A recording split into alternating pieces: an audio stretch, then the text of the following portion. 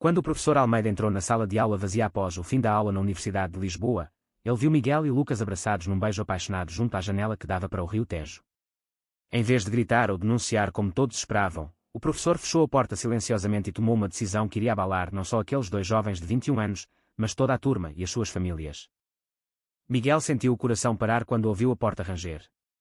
Ele afastou-se devagar de Lucas, os olhos castanhos cheios de pânico, enquanto Lucas, com o cabelo escuro desgrenhado, tentava arrumar a camisa amassada. A sala, normalmente barulhenta com discussões sobre literatura portuguesa, estava agora silenciosa como um túmulo. O professor Almeida, homem de 50 e poucos anos com óculos redondos e uma barba grisalha bem cuidada, ficou parado à entrada, a pasta na mão, mas o seu rosto não mostrava raiva. Em vez disso, havia uma calma estranha, quase compreensiva, que fez Miguel questionar se estava a sonhar. Sentem-se, rapazes, disse o professor com voz baixa, mas firme, apontando para as carteiras da frente. Miguel obedeceu primeiro, as pernas trêmulas, enquanto Lucas permanecia de pé por um segundo a mais, como se pronto para fugir. A Universidade de Lisboa, com os seus corredores antigos e o cheiro a livros velhos, nunca parecera tão sufocante.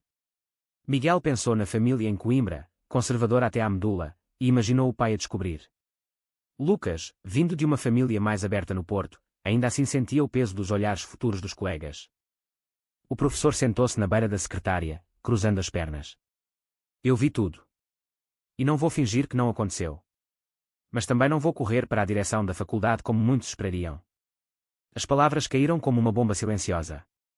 Miguel ergueu os olhos, incrédulo. Lucas franziu a testa, desconfiado. O que quer dizer com isso, professor? Perguntou Lucas, a voz rouca. Almeida sorriu de lado, um sorriso cansado mas genuíno. Quer dizer que, em vez de vos castigar ou expulsar, vou usar isto como oportunidade. Amanhã, na aula de Ética e Sociedade, vamos falar de diversidade. E vocês dois vão estar lá, não como culpados, mas como parte da conversa. Se quiserem, claro. O choque foi imediato. Miguel sentiu o estômago revirar. Ele e Lucas namoravam há 6 meses em segredo, encontrando-se em cafés escondidos junto ao Bairro Alto ou passeando à noite pelas ruas empedradas de Alfama. Nunca imaginaram que um beijo impulsivo após uma aula extra de revisão os traísse assim. Lucas, sempre o mais impulsivo, apertou a mão de Miguel por baixo da carteira. Professor, se isto sair, as nossas vidas acabam, murmurou Miguel. Almeida abanou a cabeça. As vossas vidas não acabam. Mudam. E talvez para melhor. Eu sei do que falo. Ele não explicou mais, mas o tom sugeria uma história própria. Naquela noite, Miguel voltou para o apartamento partilhado no campus, o coração a mil. Lucas ligou-lhe logo depois. E se ele estiver a armar-nos uma cilada? Perguntou Lucas pelo telefone, enquanto Miguel olhava para o Tejo iluminado pela lua pela janela. Não parece. Mas e a minha família? O meu pai ainda acha que ser gay é coisa de filmes americanos. Lucas riu baixinho, mas era um riso nervoso. O meu pai no Porto já sabe de mim desde os 18. Mas os teus colegas de curso vão virar as costas. A conversa prolongou-se até alta madrugada, cheia de medos e promessas. Miguel adormeceu com a imagem do professor a sorrir, uma faísca de esperança misturada com terror. No dia seguinte, a sala encheu-se cedo. Os rumores já corriam. Alguém vira o professor sair da sala com os dois rapazes. Ana, colega de Miguel no curso de engenharia, aproximou-se. O que aconteceu ontem? O Almeida chamou-vos. Miguel mentiu com um encolher de ombros, mas o suor nas mãos traía-o. Lucas, do outro lado da sala, trocou um olhar rápido. Quando o professor entrou, o silêncio caiu como uma cortina. Hoje não vamos falar só de livros, anunciou Almeida. Vamos falar de quem somos. De amor, de identidade, de preconceitos que ainda persistem em Portugal, mesmo depois de 2001. Ele olhou diretamente para Miguel e Lucas. E temos 2 voluntários que vão partilhar um pouco das suas experiências. O coração de Miguel quase saiu do peito. Lucas levantou-se primeiro, a voz firme apesar do tremor. Eu sou gay. E namoro com o Miguel. As palavras ecoaram. Murmúrios espalharam-se. Uma rapariga no fundo sussurrou, não acredito. Outro rapaz, o amigo de Lucas chamado Tiago, olhou para o lado, desconfortável. Almeida não interrompeu. Deixou o silêncio crescer, depois continuou. Isto não é castigo. É um começo. Em Portugal, o casamento gay é legal há anos, mas o coração das pessoas ainda luta. Eu vivi isso. Ele não disse mais, mas todos perceberam, o professor tinha a sua própria história escondida. Após a aula, Miguel e Lucas foram cercados. Alguns colegas parabenizaram, outros afastaram-se. Tiago, o melhor amigo de Lucas, puxou-o para o corredor. Tu escondeste isto de mim. Há quanto tempo? A decepção na voz de Tiago cortou como faca. Lucas tentou explicar, mas o amigo virou costas. Preciso de tempo. Miguel, sozinho na biblioteca, sentiu o peso. A família em Coimbra ligaria em breve. O professor Almeida aproximou-se. Vocês foram corajosos hoje. Mas a verdadeira prova começa agora. Miguel acenou, lágrimas nos olhos. A decisão do professor tinha aberto uma porta, mas o vento que entrava era gelado. Os dias seguintes transformaram-se num turbilhão. A notícia espalhou-se pela universidade como fogo em palha seca. No refeitório do campus, grupos sussurravam. Miguel evitava os olhares, concentrando-se nos livros de engenharia, mas o telefone não parava de vibrar com mensagens de familiares distantes. O teu pai sabe? Perguntava a mãe numa chamada de Coimbra, a voz trêmula de preocupação. Miguel mentiu pela primeira vez na vida adulta, é só um mal-entendido. Mas Lucas, mais direto, confrontou a família pelo telefone. O pai no Porto, um engenheiro reformado, reagiu com silêncio longo. Filho, eu aceito-te. Mas e o futuro? Emprego, filhos. Lucas desligou com o peito apertado, mas aliviado. Na aula seguinte, o professor Almeida aprofundou o tema. Mostrou slides sobre a história LGBTQ+ em Portugal, desde o 25 de abril até à lei do casamento. Não é só sobre leis.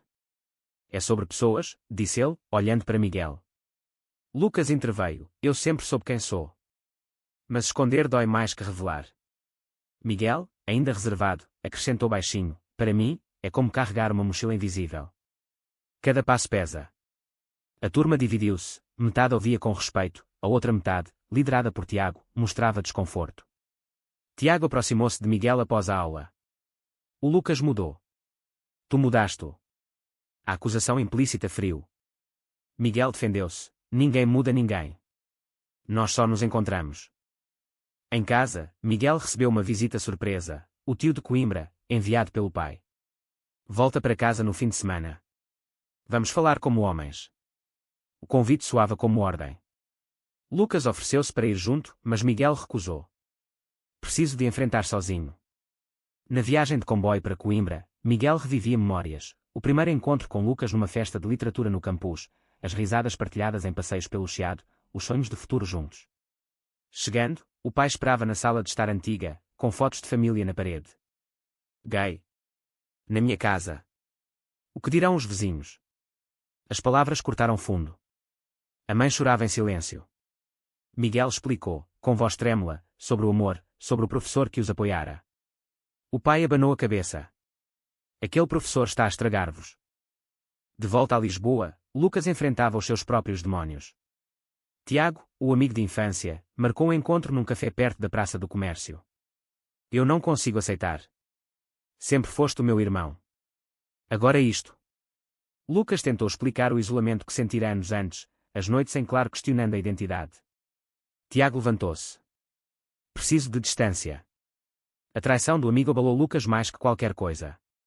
Ele ligou a Miguel, chorando pela primeira vez em anos. Sinto-me sozinho. Miguel correu para o apartamento de Lucas, abraçando-o sem palavras. O professor Almeida, ao saber pelo e-mail de Miguel, respondeu simplesmente, o apoio vem de onde menos esperamos. Continuem.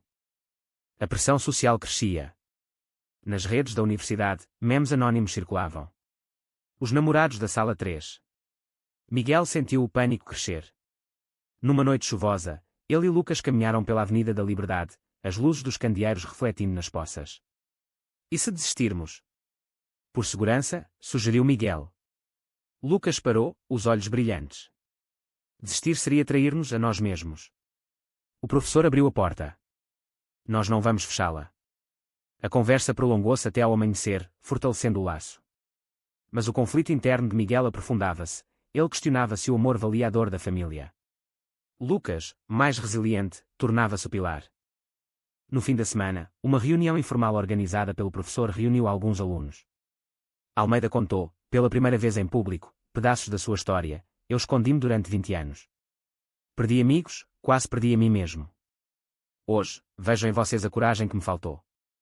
As palavras tocaram Miguel profundamente. Ele percebeu que a decisão do professor não era só proteção, era um espelho. Lucas apertou-lhe a mão debaixo da mesa. Pela primeira vez, Miguel sentiu um vislumbre de paz. Mas o caminho ainda era longo. O outono em Lisboa trouxe ventos frios e folhas amarelas nos jardins do campus. Miguel lutava com as notas, o sono perdido em chamadas noturnas com a mãe. O teu pai não fala de ti, confessava ela. Lucas, por sua vez, mergulhava nos estudos de literatura, escrevendo poemas sobre amor escondido que partilhava apenas com Miguel. O professor Almeida tornou-se mentor informal, encontros semanais no seu gabinete cheio de livros antigos, onde discutiam não só ética, mas vida real. O preconceito não desaparece com uma lei. Desaparece com histórias, repetia ele. O mal-entendido quase destruiu tudo. Tiago, ainda ressentido, espalhou um boato: o Lucas usa o Miguel para notas melhores. O rumor chegou aos ouvidos de Miguel durante uma pausa no laboratório de engenharia.